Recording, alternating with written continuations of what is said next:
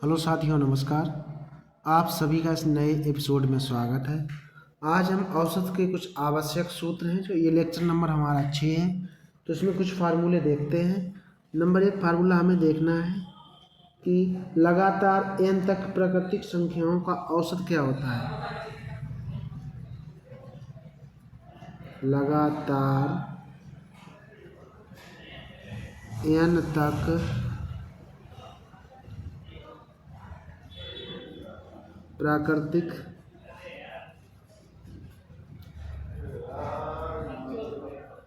संख्याओं का औसत बराबर। तो ये तो हमारा फार्मूला होता है n+1/2। n+1/2 या आपको दिया जाए इसी तरीके से कि कोई नंबर दिया जाए, जैसे a, b, c dot dot कहाँ तक n तक दिया जाए। n तक का औसत पूछा जाए। क्या पूछा जाए? औसत पूछा जाए। तो इस तरीके से जब औसत बराबर हो जाएगा, प्रथम संख्या a और अंतिम संख्या n/2। इसे और भी तरीके से लिखेंगे। जरा यहाँ लिखेंगे प्रथम संख्या प्लस अंतिम संख्या और बटे 2 कर देंगे। इस तरीके से हमारा ये फार्मूला हो गया एक। अब फार्मूला नंबर जरा 2 देखिए। 2 में क्या कह रहा है कि इसमें कह रहा है लगातार n तक की संख्याओं का औसत। लगातार n तक की जो प्राकृतिक संख्याएं हैं, प्राकृतिक संख्याओं के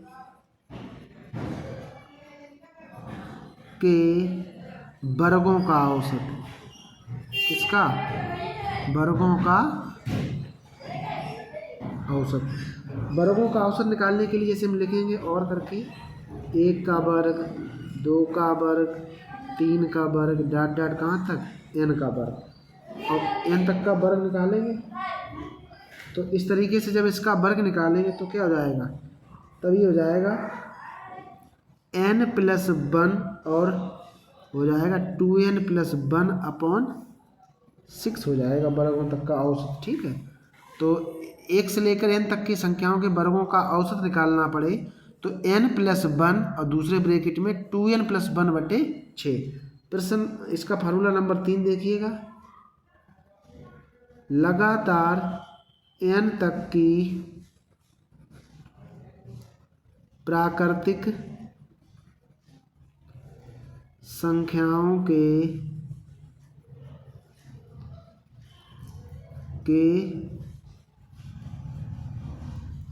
घनों का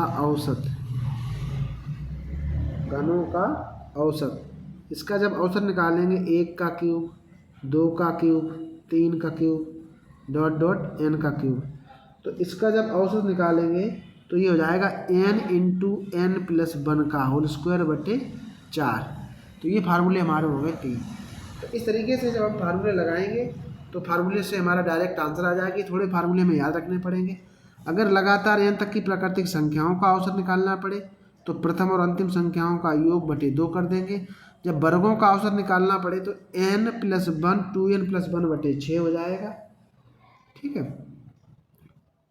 और यहाँ पर n अगर इनके घनों का औसत निकालना पड़े, 1 का घन, 2 का घन, 3 का घन डॉट डॉट n का घन, तो n×n+1 का होल स्क्वायर अपॉन 4 हो जाएगा। इस तरीके से हम नेक्स्ट फार्मूला देखते हैं। नेक्स्ट फार्मूला नंबर 4 कह रहा है आपका कि लगातार, इसमें देखो जरा, अब इसमें और भी कुछ फार्मूले हैं। कह रहा है लगातार n तक की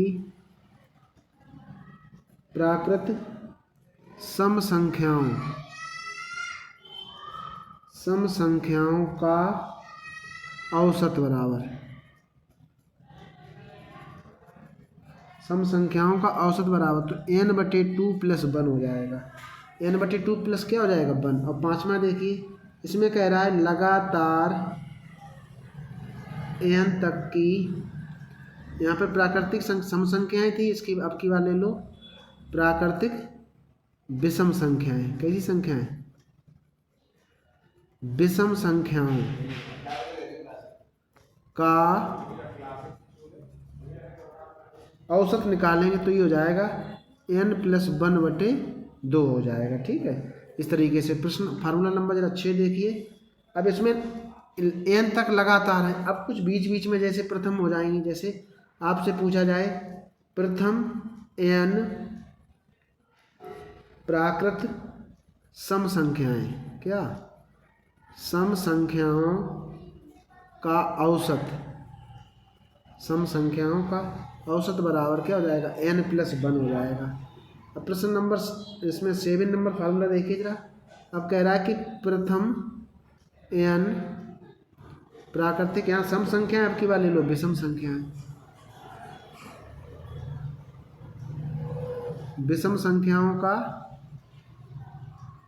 औसत बराबर ये n हो जाएगा। ठीक है, तो इस तरीके से 2-3 फार्मूले मेरे पहले हो चुके थे। इसमें देखो लगातार n तक की प्राकृतिक सम संख्याओं का औसत पूछा जाए तो n/2 पहले करना हो, +1 अलग बैठा हुआ है।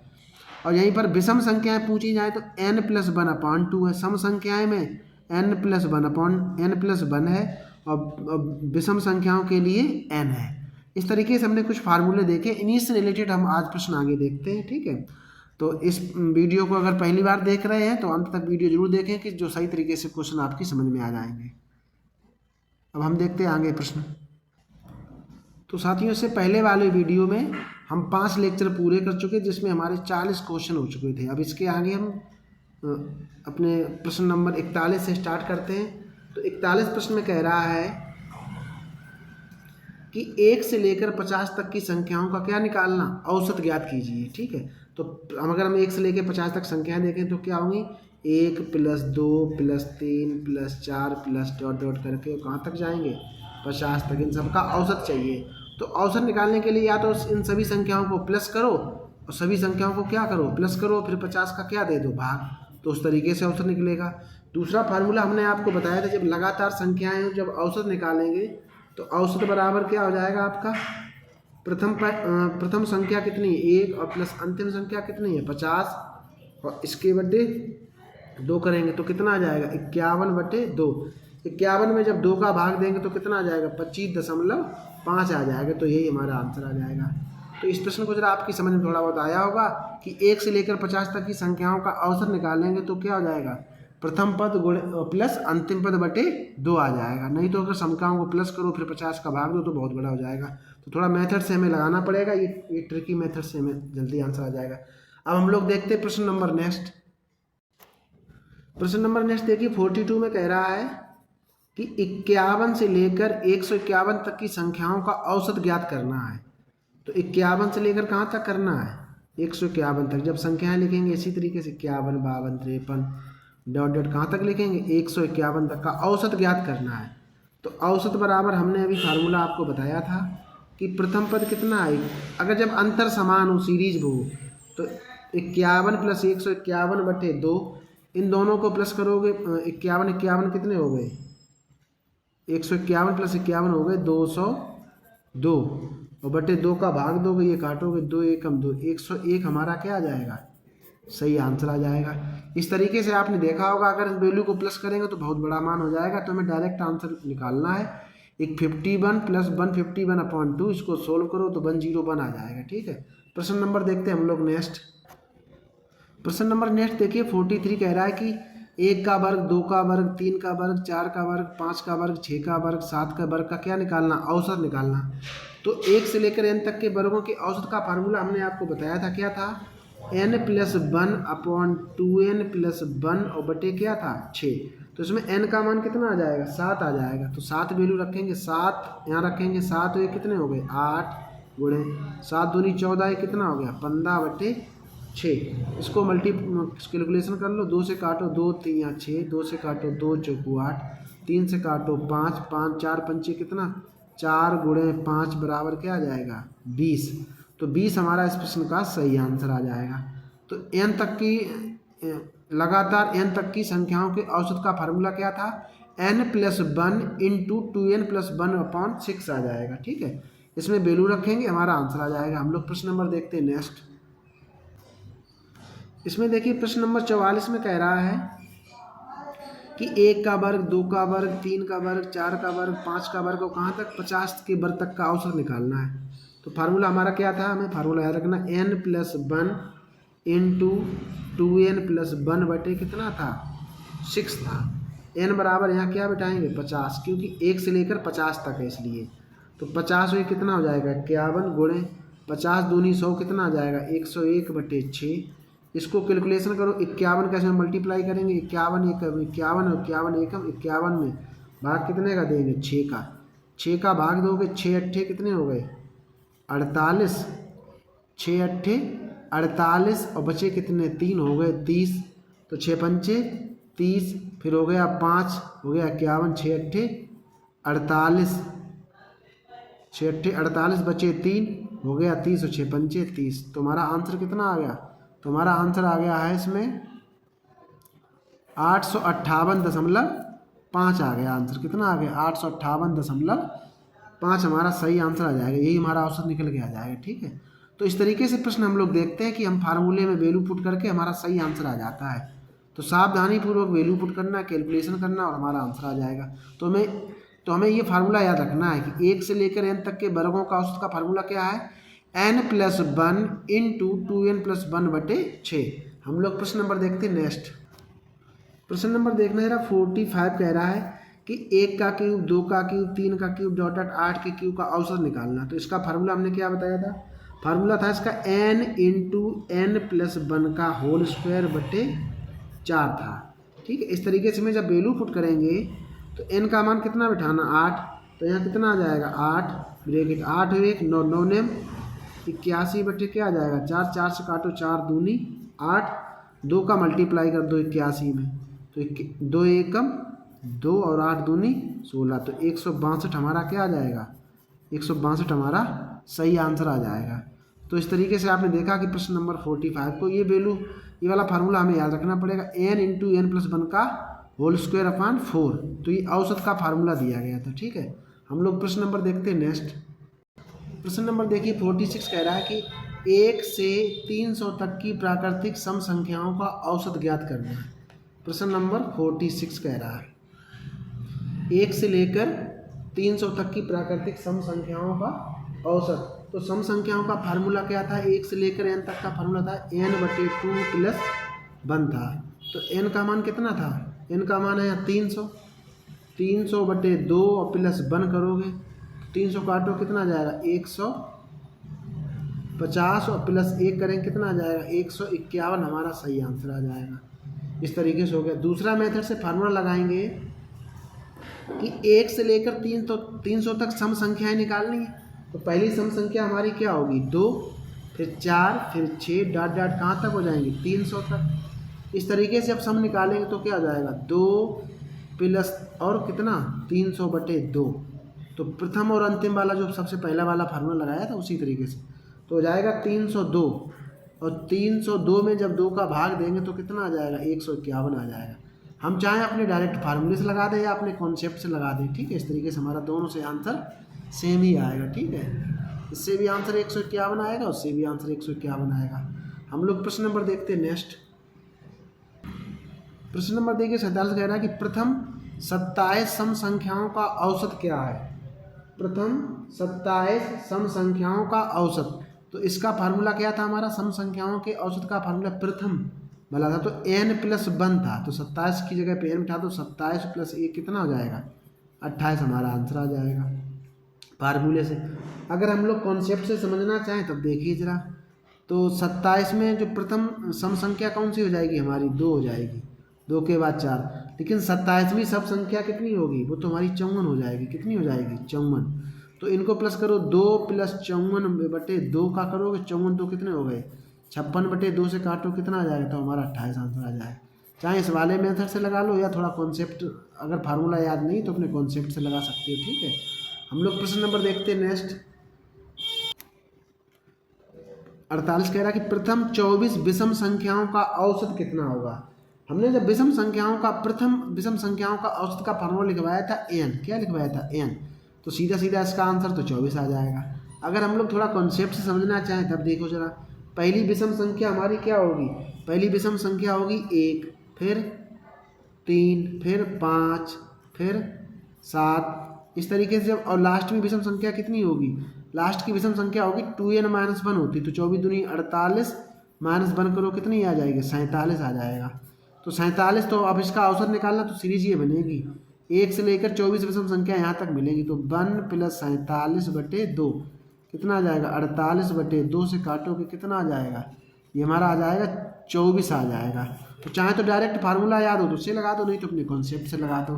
तो इस तरीके से आपने देखा होगा कि हर क्वेश्चन को 2 तरीके से मेथड से हम बताते चलते हैं। ये वाले थोड़े फार्मूला भूलने की ज़्यादा समस्या रहती है, इसलिए आप डायरेक्ट आंसर से भी, ये कॉन्सेप्ट से भी लगा सकते हो।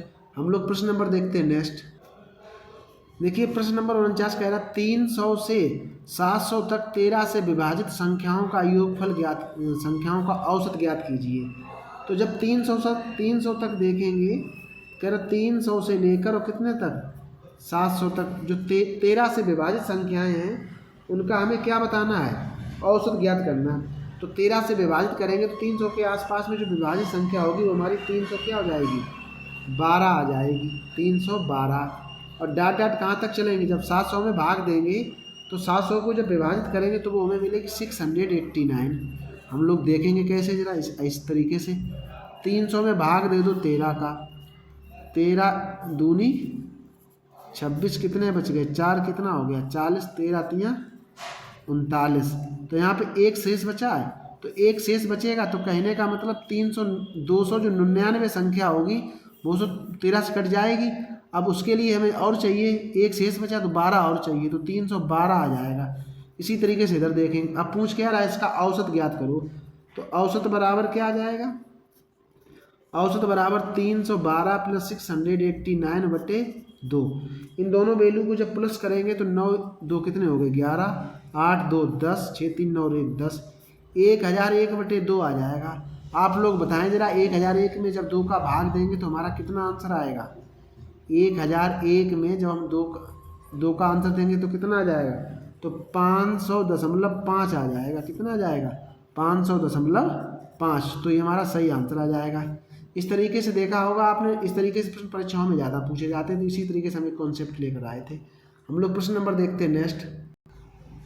इसमें कह रहा है कि प्रश्न नंबर 50 में एक विद्यार्थी 25 राशियों का औसत 32 प्राप्त करता है। कितना बैठा है, 32 प्राप्त करता है। तो जो कुल योग निकालेंगे तो कुल योग बराबर क्या आ जाएगा, कुल योग बराबर 25 × 32 कर दो, 25 दूनी 50, 5 आ गया, 25 3 75, 5 80, कितना आ गया, 800 आ गया।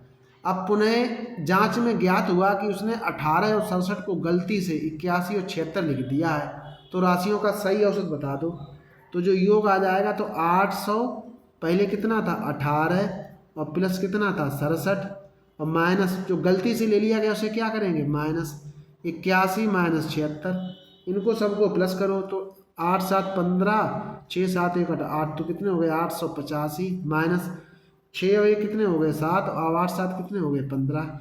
885 में से 157 घटा दो तो हमें मिलेंगे, जरा यहाँ से 15 में से 7 जाएगा 8 मिलेंगे। अब यहाँ क्या रिमेन बचा, 7 7 में से 5 गया 2, 8 में से गया 728 आ गया। अब कह रहा कि सही औसत बताइए, तो सही औसत के लिए हमें इसमें कितने का भाग देना पड़ेगा, 25 का भाग देना पड़ेगा। राशियाँ तुम्हारी 25 ही हैं, तो 728 में जब 25 का देंगे भाग तो 25 दूनी कितने हो गए 50 हो गया 12, 25 दूनी 50 हो गए 22, 22 के मतलब 225 हो गए, 25 अट्ठे 225 निम्न 225 बचे कितने हो गए 3, दशमलव लगे हो गया 30, 25 एकम 25, 25 दूनी 50। तो इस प्रश्न का सही आंसर कितना आया 29.12 आया। तो इस तरीके से आपने देखा होगा कि ये हमारे प्रश्न हो गए। मैंने कल एक प्रश्न दिया था उसी बीच हम लोग देखते हैं। कल ये क्वेश्चन नंबर 40 हमने होमवर्क में दिया था, इसका हमने कहा था कि आप लोगों से आंसर पूछेंगे, आप लोगों ने इसका आंसर देख लिया होगा निकाल के कितना आया था। तो इस तरीके से इसमें 3 वैल्यू दी गई थी, तो इसका हमें औसत ज्ञात करना था। तो औसत बराबर इसमें क्या हो जाएगा, x यहाँ पे हो जाएगा x बाई इंटू जेड, यहाँ पे 3 बैठेगा, into x by plus by Z और प्लस जेड एक्स। एक्स का मान कितना है 40 और बाई का मान कितना है 30 और जेड का मान कितना है 15। तो इस तरीके से हमें वैल्यू पुट करके हमें इसका वैल्यू सॉल्व करना था। तो 3 गुणे 40 गुणे 30 गुणे 15 बटे इनका मल्टीप्लाई करो। 4 तियाँ कितने हो जाएंगे 1200, 1200 प्लस 15 तियाँ कितने हो गए 4500, 15 तियाँ 45, 15 तियाँ 45, 450 हो गए। और 15 चौकू 60, ये कितने हो गए 600। ठीक है, इन सभी वैल्यू को जरा प्लस करो। जब प्लस करोगे तो 3 गुणे 40 गुणे 30 गुणे 15, इस वैल्यू को प्लस करो कितने हो गए 6 4 10, 10 और 12 2250। कितना आ गया 2250 आ गया। 2250 को हमें सोल्व करना है। इस 0 से ये 0 कटा, 15 से कटा 1, ये हो गया हमारा 15। 3 से काटा 1, 3 एकम 3, 3 पचे 15, 5 से काटा कितना आ गया 8। तो 8 तियाँ कितना आ जाएगा, इसका आंसर आ जाता है 24 किलोमीटर प्रति घंटा। तो प्रश्न नंबर का आंसर हमारा कितना आया था 24 किलोमीटर प्रति घंटा। इस तरीके से साथियों ये हमारा औसत वाले चैप्टर के लगभग 50 क्वेश्चन हो चुके थे। तो हमने सीक्वेंस वाइज सभी को टॉपिक्स को समझाने की कोशिश की। इस तरीके से अब हम मिलेंगे एक नए चैप्टर के साथ। तो इस तरीके से अगर हमारे इस वीडियो पर आप पहली बार विजिट कर रहे हैं तो कृपया वीडियो को अंत तक जरूर देखें, क्योंकि तभी कुछ थोड़ा बहुत समझ में आएगा। आप स्टार्टिंग में सोचेंगे चलो ये तो हमें सर ने पढ़ाया वो हमें आता है।